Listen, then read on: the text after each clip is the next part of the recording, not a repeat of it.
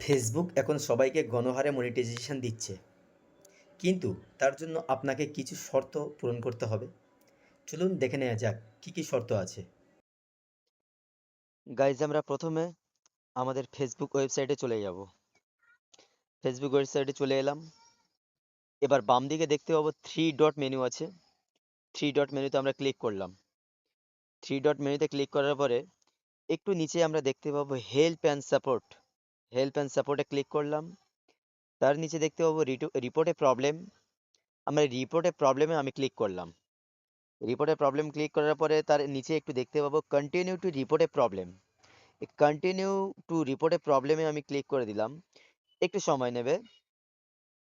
একটু সময় নেওয়ার পরে তারপরে আমরা পেজটা খুলে যাবে। তারপরে দেখবো যে ইনক্লুডে ক্লিক করলাম। ইনক্লুডে ক্লিক করে নেওয়ার পরে আমরা দেখবো যে আমাদের এটা পেজ না প্রোফাইল। এটা আমার প্রোফাইল আছে, তাই আমি একটু নিচের দিকে চলে এলাম। একটু নিচের দিকে চলে আসার পরে দেখতে পাবো প্রোফাইল। আমি প্রোফাইলে ক্লিক করলাম। প্রোফাইলে ক্লিক করার পরে এখানে লেখা আছে ডিসক্রাইব দি ইস্যু, মানে আমাদের কি কি ইস্যু আছে। সেই ইস্যুতে আমার প্রথমে আমার একটা কপি করে নেওয়া ছিল, তাই আমি কপিটাকে পেস্ট করে দিলাম। কপি করে পেস্ট করে দেওয়ার পরে ওখানে যেটা লেখা আছে আমরা সেম লিখে দেবো। আপনারা এটা স্ক্রিনশট নিয়ে লিখে রাখতে পারেন, কিংবা আমি আমার কমেন্ট বক্সে দিয়ে দেবো।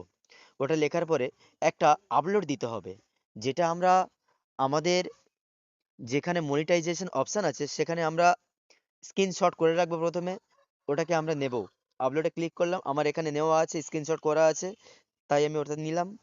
ওটা নেওয়ার পরে তারপরে একটু নিচে আমি দেখতে পাবো যে এখানে আপলোড বলে অপশান আছে।